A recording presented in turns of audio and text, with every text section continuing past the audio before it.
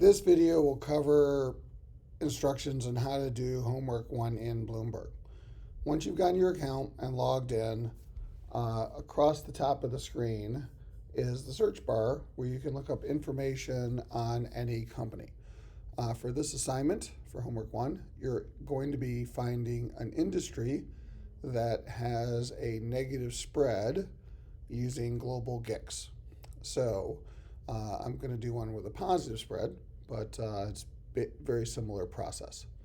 So let's pick a company that likely has a positive spread. I'll use Starbucks.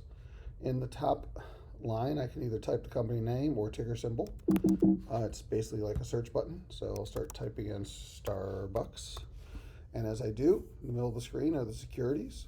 Equity is equity, corp is debt, and the market it trades in, US. So in this case, SBUCks US equity. I can either click on it, and it will bring me to the screen with Starbucks information on it. Now, once I'm at a company, I can type in what's known as RV, or if I have the overall equity screen, I could click on RV.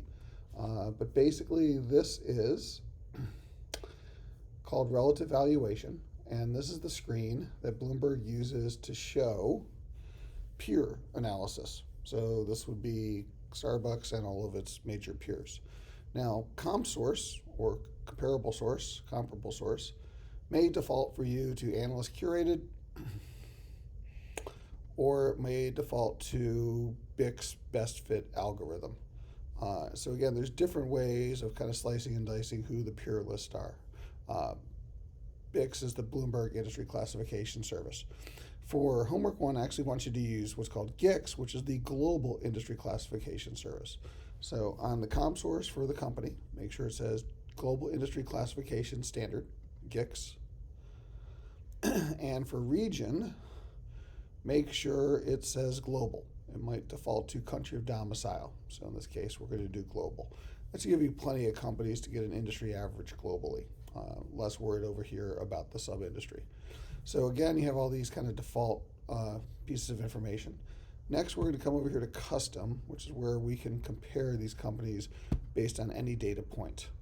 And so in order to get ready for our comparison, we're going to need to change and adjust a couple of settings, because what's going to be important here is we want to have a line that says market cap weighted average. Right? And what this is a very valuable piece of information which will give us an industry average adjusted for size. So over to settings, you want to then choose global settings on your screen, and these are going to be settings tied to your Bloomberg account. And what matters here is, by default, you might have this top section showing, and I've gotten rid of it because I don't find it to be very helpful. So one of the things you want to do is get rid of this section, just to give you more screen real estate. So settings, global settings, unclick show top section. Next, for stats, make sure the stat is checked market cap weighted average. What that means is, for any of these statistics, anytime you go to a screen, it'll be calculated in real time based on the list below. So this will always be at the top.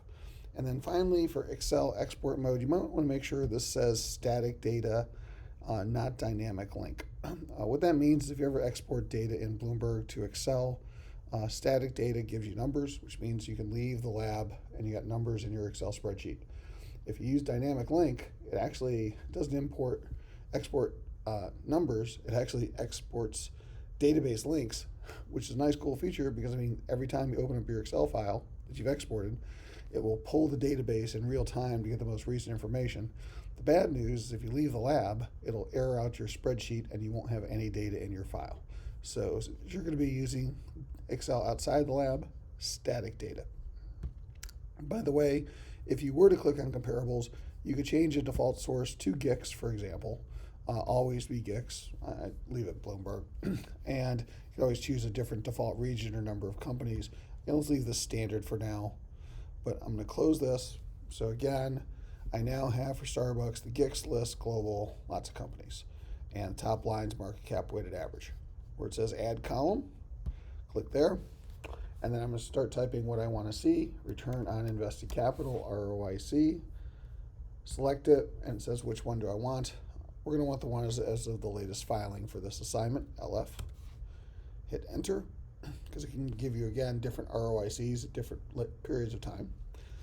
The top line is your industry average, and then each of the individual companies. And again, the average is based on those companies adjusted for size. Next, we're going to type in, add column, the WACC, to get the other half of the spread, the weighted average cost of capital. Now, in Bloomberg, there's only one WACC in the RV screen. It is the current WACC. It's calculated based on today's information. Again, the top line will be the industry. So once I hit enter, I now have an industry ROIC. I now have an industry WACC based on the latest filing. And I can essentially look at my spread, which in this case, it's a positive spread, 23.15 minus 6.3 is a positive spread. This is an attractive industry. This is an industry based on today's lecture would be creating value. Okay? Now, if I want to save this template so that I can reuse it to look at other companies, I click on this little gear icon, save as new template. I can name it up to 11 characters. In this case, I'll call it my spread template. Hit yes. I'd already had one in there. Hit OK. And your template, whatever you want to call it, minus spread, you call it 443 spread. It'll then pop up here on the menu, which means anytime you go to the custom screen, rather than doing what we did and typing in the numbers individually, you can just click on spread, the template will pull out. Okay? So just to give you a sample of this, again, on your assignment, your goal is to find, using global GICS, an industry with a negative spread. Obviously, that would not be this industry. Okay? So essentially, let me just give you one other quick example. If I wanted to look at, say,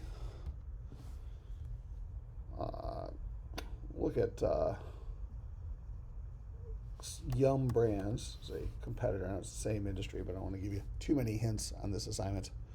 Yum Brands, hit enter. Notice that the data is replaced with your template, your current template here. So if you're quickly looking for industries, you can keep changing industries and guess, and you'll get a sense of different industries, different spreads. But again, you want one that has a negative spread. Now, to complete the assignment, you need a screenshot. So the final piece is up here. It's this little rectangle, with a little arrow coming out of it. So if you click on that, it's a menu, and off of that menu, you can take a screenshot. Okay, so when you click on that menu to take the screenshot, basically just click on that, menu will pop up, take your screenshot, save it, choose the name that you want. It'll say save to file, and then basically name it something. I usually do like Yum-US or something like that, Yum-RV. But basically, you'll need to take a screenshot of an industry that has a negative spread. You'll then upload that file to Elm's Canvas, and that would complete homework 1. Now, very important, all of you are going to be doing homework 1 individually. Can't use each other's screenshots. Every screenshot you do will actually have a serial number on it and a time and date stamp. So we would know if you would use somebody else's screenshot. So very important, don't use somebody else's screenshot. Always upload your own. That concludes the instructional video on how to complete the homework 1.